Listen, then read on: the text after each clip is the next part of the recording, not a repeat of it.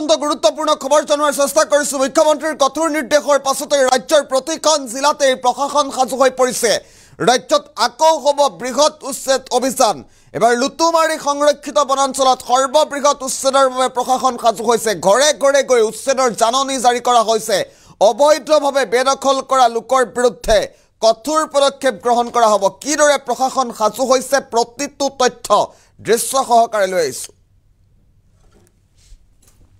শেহতীয়া তথ্য মুহূৰ্তত জনাৰ চেষ্টা কৰিছো। ৰাজ্যত আকৌ হ'ব সৰ্ববৃহৎ উচ্ছেদ অভিযান। মুখ্যমন্ত্ৰীৰ কঠোৰ নিৰ্দেশৰ পাছতেই চৰকাৰ কঠোৰ হৈছে, প্ৰশাসন কঠোৰ হৈছে। ঘৰে ঘৰে গৈ উচ্ছেদৰ জাননী জাৰি কৰিছে প্ৰশাসনে।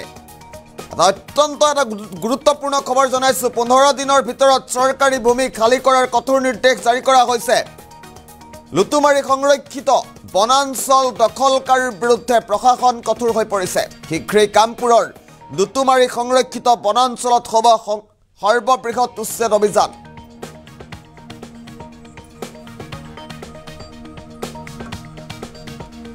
মুখ্যমন্ত্ৰীৰ কঠোৰ নিৰ্দেশৰ পাছতেই প্ৰশাসন কঠোৰ হোৱা পৰিলক্ষিত হৈছে। ঘৰে ঘৰে গৈ উচ্ছেদৰ জাননী জাৰি কৰিছে প্ৰশাসনে। এটা অত্যন্ত গুৰুত্বপূৰ্ণ খবৰ জনোৱাৰ চেষ্টা কৰিছো ৰাজ্যবাসীৰ বাবে। 15 দিনৰ ভিতৰত অঞ্চল খালী নকৰিলে প্ৰশাসনে চলাব বৃহৎ উচ্ছেদ অভিযান। দয়া নাই ক্ষমা নাই নীতিৰে প্ৰশাসন জঁপিয়াই পৰিব যদিহে খালী নকৰে 15 দিনৰ ভিতৰত। আৰু পোনে পোনে দৃশ্যাংশ দেখুৱাম। ঘৰে ঘৰে গৈ জাননী জাৰি কৰিছে প্ৰশাসনে। ইয়াৰ দৃশ্যাংশ এই মুহূৰ্তত দেখুৱাইছো। ঘৰে ঘৰে গৈ উচ্ছেদৰ জাননী জাৰি কৰা হৈছে। ৰাজ্যত আকৌ সৰ্ববৃহৎ উচ্ছেদ অভিযান হ'ব। 15 দিনৰ শেষ সময়সীমা বান্ধি দিছে। ঘৰে ঘৰে গৈ উচ্ছেদৰ জাননী জাৰি কৰিছে প্ৰশাসনে। 15 দিনৰ ভিতৰত চৰকাৰী ভূমি খালী কৰাৰ কঠোৰ নিৰ্দেশ প্ৰদান কৰা হৈছে। আমি একাধিক্ৰমে দৃশ্যাংশসমূহ এই মুহূৰ্তত দেখুৱাই আছো। এইসমূহ চৰকাৰী ভূমিত, লুটুমাৰী সংৰক্ষিত বনাঞ্চলৰ এইসমূহ চৰকাৰী ভূমিত দীৰ্ঘদিন ধৰি বেদখল কৰি আহিছিল। বেদখল কৰি ঘৰ সাজিছিল, খেতি মাটি কৰি আহিছিল।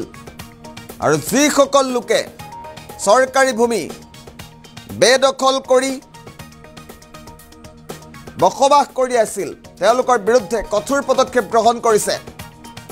আমি দৃশ্যাংশ দেখুৱাই যাম। সমান্তৰালভাৱে কিছু মন্তব্যও আহিছে, মন্তব্য শুনাই ল'ব বিচাৰিছোঁ।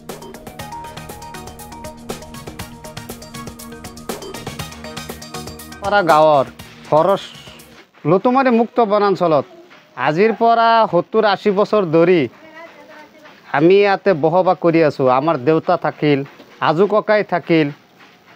এতিয়া আমাৰ মানে ভূমিহীন মানুহ, আমাৰ যাবলৈ ঠাই নাই। আমি ফৰেষ্টৰ মাটিতেই আছোঁ। আৰু ইয়াত থকা চেগুন বাগান হওক, বেলেগ গছ গছনি হওক, ইমান দিনলৈকে আমি কান্দাপাৰা ৰাইজে ইয়াত থকা ফৰেষ্টৰ মাটিত থকা মানুহবিলাকে পহৰা দি ৰাখিছোঁ। আৰু 3 বছৰমান আগতে ফৰেষ্টৰ মানুহ ইয়াত আহিছে, তেওঁলোকৰ লগতো বৰ্তমান আমি সহযোগ কৰি আছোঁ। গতিকে আমি অসম চৰকাৰত অনুৰোধ কৰি জনাওঁ যে আমি ভূমিহীন মানুহ, আমাৰ দুখীয়া ৰাইজ, আমাক কমপক্ষেও 1-1.5 কঠা মাটি দি পেলাই সংস্থাপন দিবলৈ আমি দাবী জনাইছোঁ। চৰকাৰৰ লগত সদায় সহযোগিতা কামনা কৰিলোঁ। এতিয়া 15 দিনৰ ভিতৰত সময় নিৰ্ধাৰিত কৰিছে। আমি দুখীয়া মানুহ, আমাৰ মাটি বাৰী নাই, আমি এতিয়া ক'ত যাম? গতিকে আমাৰ চৰকাৰে আমাক মানে ঘৰ সাজিবলৈ 1-1.5 কঠা মাটি দি আমাক সংস্থাপনৰ ব্যৱস্থা কৰি দিয়ে যেন, এয়াই আমাৰ চৰকাৰৰ ওচৰত অনুৰোধ। কি ক'ম, চৰকাৰৰ মাটি চৰকাৰে যেতিয়া প্ৰয়োজন পৰে চৰকাৰে ল'বই। আমাৰ এটাই দাবী চৰকাৰৰ কাছত, যাতে আমাৰ গৰীব দুখীয়া মানুহখিনি কমচে কম যিকোনো এটা সংস্থাপন দি পেলাই যাতে চৰকাৰে মাটিখিনি চৰকাৰে লৈ লয়। আমাৰ ৰাজ্যৰ তৰফৰ পৰা আমাৰ এইখিনি দাবী চৰকাৰৰ ওচৰত। খালী কৰাৰ মানে আমাৰ উপায় নাই, আমাৰ যাবলৈ জেগা নাই, আমি ক'ত যাম? যিকোনো প্ৰকাৰৰ চৰকাৰে যি কৰে চৰকাৰে কৰিব। আমি ইয়াতে থাকিম, ইয়াতে মৰিম, যি কৰিব লাগে ইয়াতেই কৰিম। আমি ইয়াৰ পৰা আমি ক'ত যাম? আমাৰ মাটি চাটি নাই, ক'ত যাম? আমি আমাৰ ইয়াতে থাকিব লাগে। যিকোনো ব্যৱস্থা চৰকাৰে কৰে, চৰকাৰে কৰিব। আমি চৰকাৰে অনুৰোধ এইটো যাতে যিকোনো প্ৰকাৰে আমাৰ চৰকাৰে আমাৰ ৰাজ্যখিনিক মানে কিবা এটা সুৰক্ষা দিয়ে। কান্দাপাৰা গাঁৱৰ ফৰেষ্ট লুটুমাৰী মুক্ত বনাঞ্চলত আজিৰ পৰা 70-80 বছৰ ধৰি আমি ইয়াতে বসবাস কৰি আছোঁ। আমাৰ দেউতা থাকিল, আজু ককাই থাকিল। এতিয়া আমাৰ মানে ভূমিহীন মানুহ, আমাৰ যাবলৈ ঠাই নাই। আমি ফৰেষ্টৰ মাটিতেই আছোঁ।